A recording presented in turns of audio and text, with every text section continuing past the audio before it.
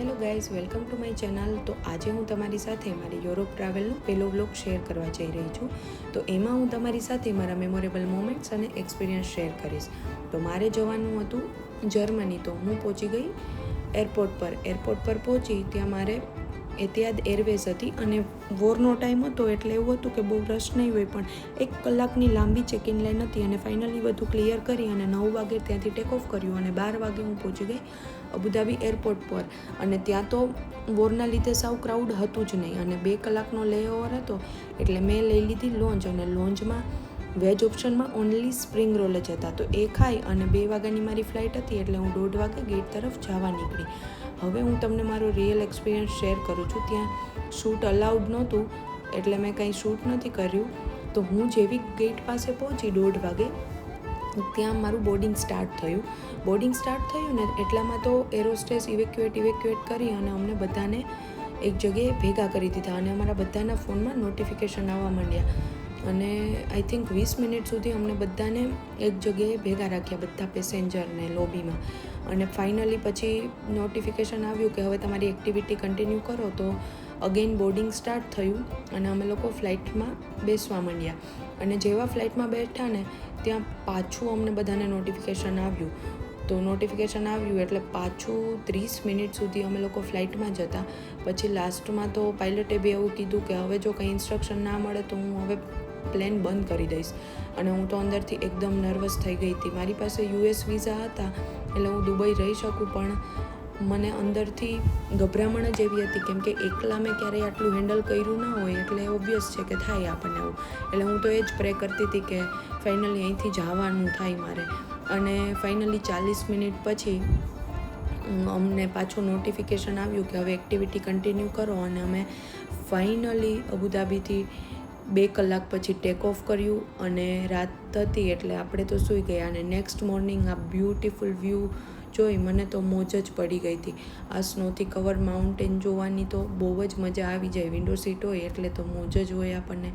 અને 2 કલાક ડિલે હોવા છતાં હું અડધો કલાક પહેલાં જર્મની ફ્રેન્કફર્ટ એરપોર્ટ પર પહોંચી ગઈ અને મારું લગેજ ને બધું કલેક્ટ કર્યું એટલામાં મારી સિસ્ટર મને લેવા આવી ગઈ. અમે બંને એરપોર્ટથી પહોંચી ગયા ટ્રેન સ્ટેશને. ત્યાંથી 2 કલાક પછી અમારા ઘરની ટ્રેન હતી. તો મારો લગેજ હેવી હતો તો અમે એવું વિચાર્યું કે ચલો ને અહીંયા ક્યાંક લોકરમાં રાખી દઈએ અને પછી લંચ માટે જઈએ. પણ મારું બેગ એટલું હેવી અને એટલું મોટું હતું કે એ ટાઈપનું અહીંયા અમને લોકર જ ના મળ્યું અને અનફોર્ચ્યુનેટલી અમારે એને સાથે જ લઈ જવું પડ્યું. અને બેગ લઈ અને પછી અમે ત્યાં સ્ટેશનની આજુબાજુમાં જ બહુ મસ્ત સુવર્ણ ભવન કરી ઓથેન્ટિક સાઉથ ઇન્ડિયન રેસ્ટોરન્ટ છે, ત્યાં અમે ઇડલી ઢોસાનો લંચ કરી અને ફાઇનલી ટ્રેનમાં બેસી અને અમારા સિટીમાં પહોંચી ગયા.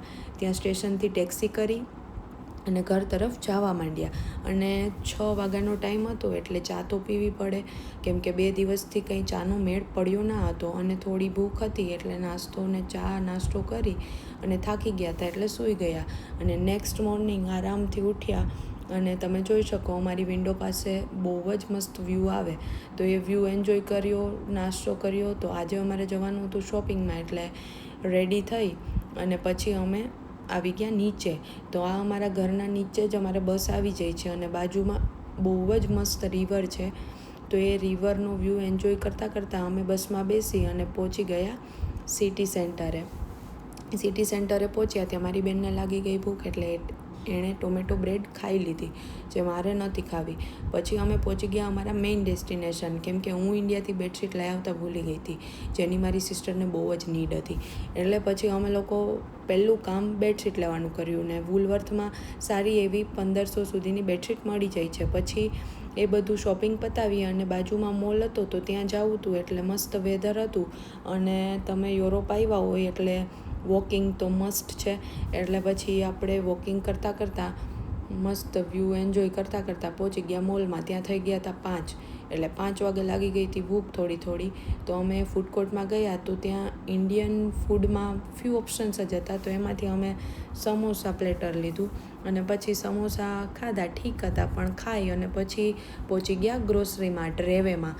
ત્યાંથી અમારે આજનો ડિનરનું તો ફિક્સ હતું કે ભાઈ નૂડલ્સ બનાવવાના છે, પણ નેક્સ્ટ 2-3 ડેઝ આપણે શું બનાવશું એનું પ્લાનિંગ કરી અને અમે આવી ગયા પાસ્તા લેવા માટે.